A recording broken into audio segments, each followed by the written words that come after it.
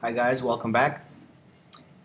Just in looking at my previous video, I have to apologize. My color scheme for my recording device is completely off. So when I say yellow, it looked orange. So just bear with me that my colors aren't exactly working.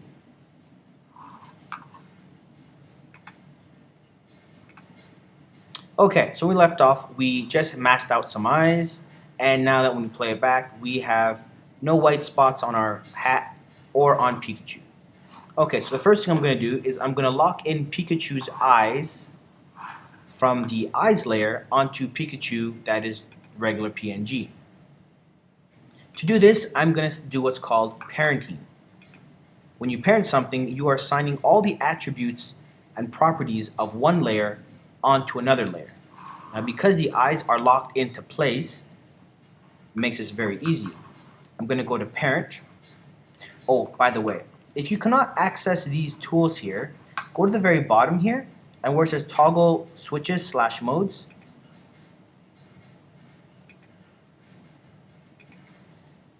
you could change it back and forth.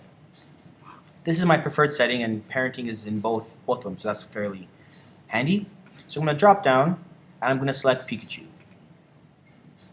Now anything that I do to Pikachu, the eyes are going to do. So if I scale them up, the eyes are going to scale proportionally. If I move him, rotate him, it's all going to go proportionally. Okay? Now alternatively, what I could do is, if I go back to none, I could select my pick whip. My pick whip is a shortcut. So I'm going to parent the Pikachu eyes to the Pikachu layer, drop it down, and then it makes that Pikachu layer my parent. Okay, so going back to masking. If you click on your pen tool and you start drawing, now you can start making different shapes, lettering, and this is actually a great tool to have. Doesn't really matter. And as soon as you connect the last point back to the first point, you get a different shape. Now the reason why this was created with my pen tool, the mask tool, is because I didn't have anything selected. So it turned into a shape layer. The other thing I could do is go under layer, new, solid, and mask a solid. But this is exactly the same thing. So I have this shape layer and I want it to mask Pikachu. So I'm going to go back to my shape layer, click delete. I'm going to make sure that Pikachu is selected. Now that he is selected and I have my pen on, I can mask him. Now, masking helps you cut things out from the background, but if you do it smart, you can actually make a static or still image move as if it's video.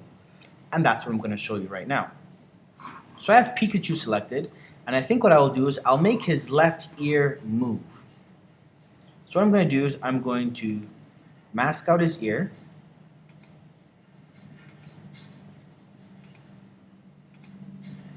And once you get good at it, if you click and drag, I'll just go plus to zoom in. No, I'm zooming in down here. So I'm going to take my selection tool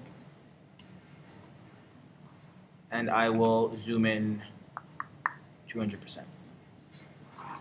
Go back to this guy. And as long as you're in the same path, it'll keep attaching to that same mask. So I'll go down here.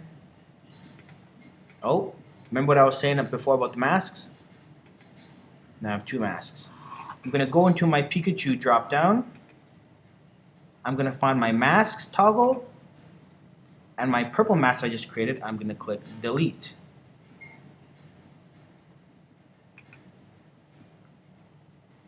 Delete. Going to go back to my mask 1, which is purple. And let's see if I can add to that. Oh, mask 2. Delete. Now masks can be tricky. So because I've already changed from my mask tool to my selection tool so that I can show you the magnification, I'll just have to remask Pikachu entirely. So still have him selected, still have the mask on. What I was going to show you is that if you hold, click and hold, you can actually do what's called a Bezier curve. You get these handlebars that allow you to curve. This is very useful when you're drawing around something round.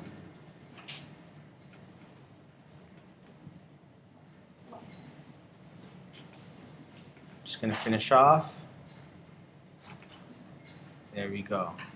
Okay, so now I have his ear. It's exactly what I wanted. And because I have him masked out on Pikachu's layer and Pikachu's eyes layer, what I'm going to do is I'm going to take my selection tool. Shortcut, by the way, is V. I'm going to duplicate my Pikachu layer. Command C, Command V.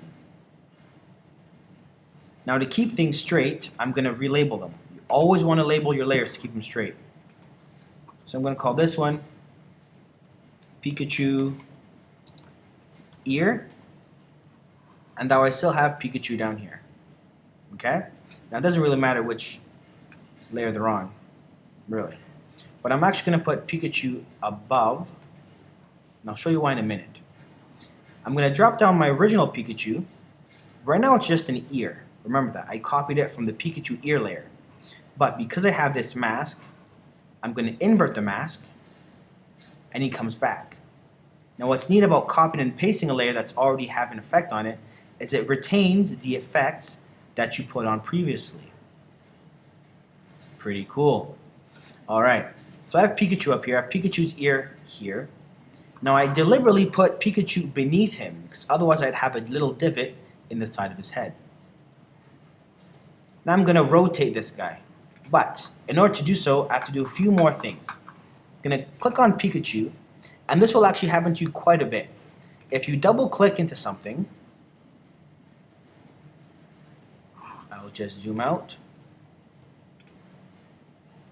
Okay, you will actually end up in the layer panel. So right now I'm in layer Pikachu ear. So now I can just work strictly with Pikachu's ear. I'm going to take my anchor point and put it right there, just like a joint. For those of you who remember our lessons in Flash, once that's there, it's going to change things around, but I can always fix that. To go back to my composition, I'll click over here, composition. Now my ear is over here, so I'm going to hit P for position. I'm physically going to drag my ear back in position so that it looks like it completely belongs.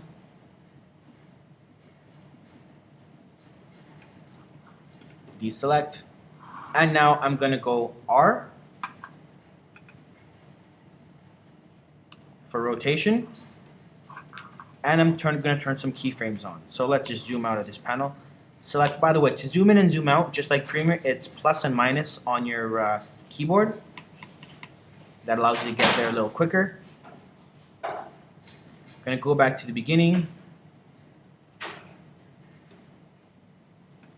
Zoom in. Right there. Okay. I'm going to turn the rotation on. And in about, I don't know, we'll say 15 frames. That's about half a second, right? I'm going to rotate this guy up. Go to about a second. Rotate him back down.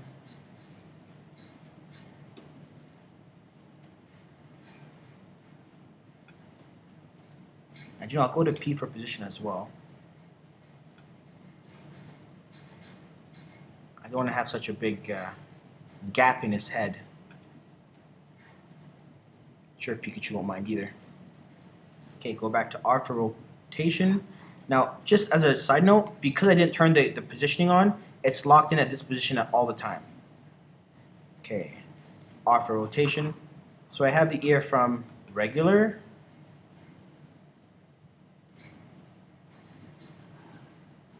going up and down, up and down.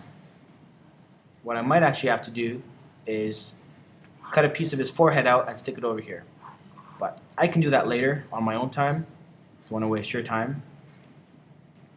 I'm going to copy these frames.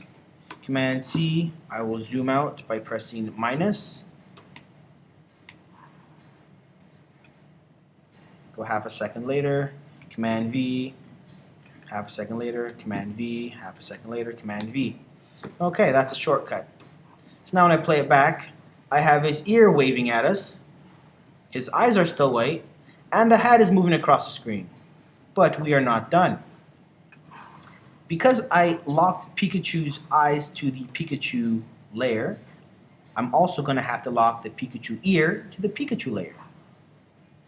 So I'll take my pick whip, drop it over there. There we go. All right. I'll just go back to 100%, fit up to 100. And the last thing I'm going to do, I'm just going to clean this up, is I'm going to take Pikachu and I'm going to pick whip him to the top hat.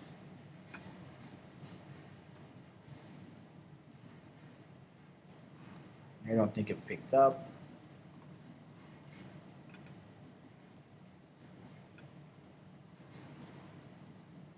It did. But I made one mistake. I did not position Pikachu underneath the hat. So what I'll have to do is I'll pick any point along my timeline, go to P for position, and I'll move Pikachu under the hat, R for rotation,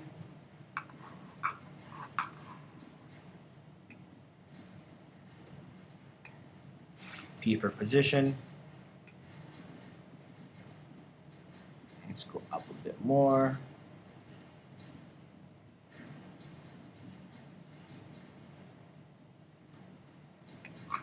Okay, now when I play it back, because I've adjusted the exact position, hat fades in, and Pikachu goes along with my hat. And his ear is moving. So by attaching something to another layer, we're doing what's called parenting. And by doing that, as long as you have it in the correct position, it'll take every single attribute from its parent layer and assign it to its layer.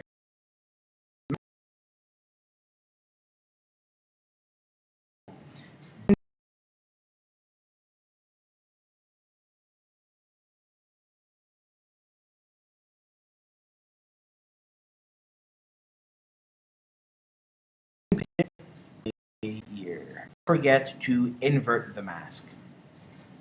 Okay?